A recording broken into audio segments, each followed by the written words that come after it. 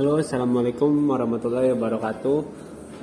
Selamat siang dengan saya Muhammad Faisal Winarso dari kelas 07 TPLM 008. Jadi dengan adanya saya di sini, saya ingin membuat video di mata kuliah kewirausahaan dengan dosen pengampu Ibu Intan Kumalasari Eskom Mkom. Jadi tugas saya di sini akan memvideokan pertanyaan atau soal yang diberikan oleh beliau. Jadi di sini bagaimana pendapat saya terkait usaha berbasis teknologi informasi di masa pandemi COVID-19 seperti sekarang. Jadi menurut saya ini usaha yang mampu atau yang bisa mendongkrak keuangan kita di masa sekarang berjualan dengan cara online. Contohnya begini. Jadi saya mempunyai usaha online yaitu menjual atau mempromosikan suatu produk baju online ini, baju distro gitu kan. Jadi usaha online ini saya contohkan ngambil produk dari Jepang karena kebanyakan anime sekarang yang dari Jepang seperti itu. Jadi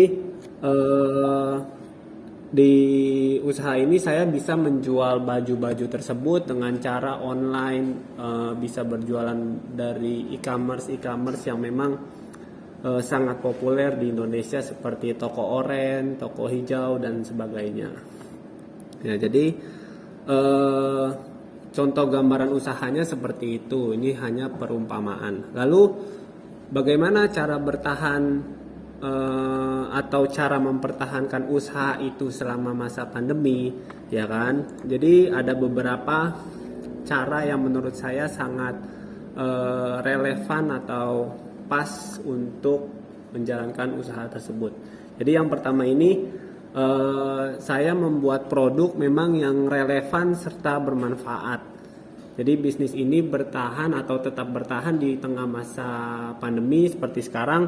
Jadi kita perlu membuat produk yang relevan dengan kondisi pandemi, ya kan? Jadi dikombinasikan juga dengan produk yang ada atau menciptakan produk dengan market atau pasar yang baru seperti itu. Nah, yang kedua kita bisa memaksimalkan dengan strategi digital marketing. Jadi kita sudah membuat produk yang memang bagus, yang memang sudah terkenal di masyarakat. Selanjutnya kita ini harus tahu target kita atau sasaran kita nih siapa selanjutnya gitu kan.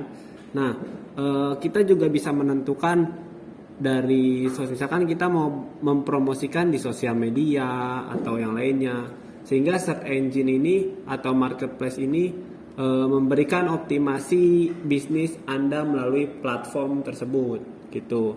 Terus yang ketiga, jadi kita menggunakan cara promosi yang menarik. Yang namanya berwirausaha atau kita melakukan suatu produk yang ingin dijual, kita harus mempromosikan produk kita semenarik mungkin. Jadi promosi ini memang sangat penting ya kan dalam kegiatan pemasaran. Untuk itu kombinasikan produk kita dengan promosi yang menarik, seperti memberikan bonus berupa masker, terus hand sanitizer yang sudah kita kemas. Kenapa seperti itu? Mungkin di era sekarang yang namanya masker, hand sanitizer itu merupakan suatu kebutuhan yang memang dibilang primer, ya memang primer karena kita kemana-mana sekarang harus pakai masker untuk mencegah penularan COVID-19. Terus juga kita bisa memberikan promo yang menarik jika melakukan pesanan online, misalkan diskon berapa persen atau gratis ongkir seperti itu. Terus yang keempat, kita bisa berkolaborasi dengan influencer yang memang sudah namanya rada naik sedikit gitu kan. Jadi salah satu cara ini memang sangat penting untuk brand kita bisa dikenal di masyarakat gitu. Tetapi kita jangan sampai salah pilih influencer, ya kan, yang harusnya digunakan tepat dengan produk kita.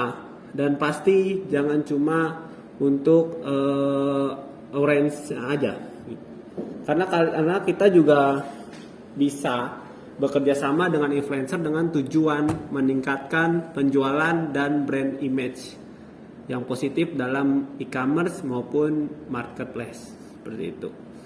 Terus yang kelima, seumpama cara-cara keempat sudah oke, sudah kita lakukan, kita bisa merubah sedikit strategi pemasaran yang kita punya.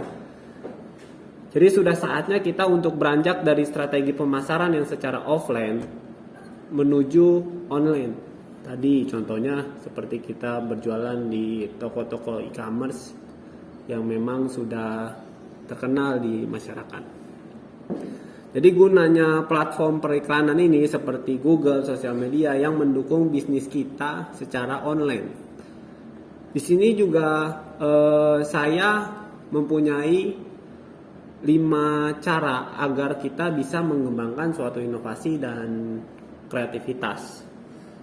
Yang pertama, kita harus punya semangat untuk menambah ilmu baru. Jadi di sini orang yang kreatif adalah orang yang mempunyai banyak ide yang bisa diperoleh jika memang seseorang itu memiliki pengetahuan. Pengetahuan ini wawasan kita tentang usaha harus ditambah dari waktu ke waktu. Yang kedua, kita jangan takut bereksperimen.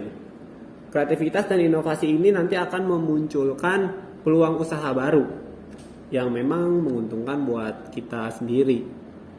Namun inovasi dan ide-ide cemerlang tidak akan membuahkan hasil jika memang kita takut untuk mencoba. Jadi intinya kita jangan pernah takut dalam berbisnis maupun berwirausaha. Karena kalau kita nggak berani mencoba, itu kita tidak tahu kegagalan apa yang sudah menanti di depan kita.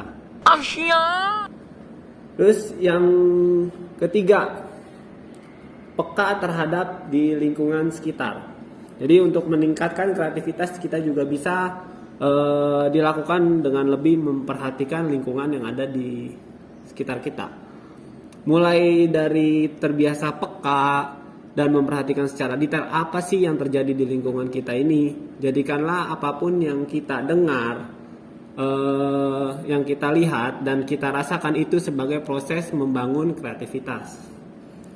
Terus yang kelima atau yang terakhir, itu siapkan buku catatan kecil. Ya, jadi kita harus menyiapkan buku catatan kecil di dekat kita. Jadi untuk apa? Untuk menampung ide-ide kita atau ide-ide yang tiba-tiba menghampiri kita dari orang lain. Jadi ide-ide tersebut itu muncul saat kita sedang misalnya melamun atau sedang bekerja gitu kan. Jadi kita sediakan catatan agar memang tidak terlupakan ide-ide apa yang sudah muncul ketika kita sedang melamun. Kan terkadang orang itu berbeda-beda untuk mengeluarkan ide, entah dia sedang melamun, entah dia sedang ngopi atau sedang apa. Jadi seperti itu. Mungkin itu menurut saya cukup tentang video ini. Jadi mohon maaf kalau memang ada kekurangan dan kesalahan saat berbicara atau salah saat menyampaikan tentang video ini. Semata-mata video ini dibuat untuk mendapatkan atau mendapatkan nilai mata kuliah kewirausahaan. Terima kasih. Jangan lupa like dan subscribe. Assalamualaikum warahmatullahi wabarakatuh.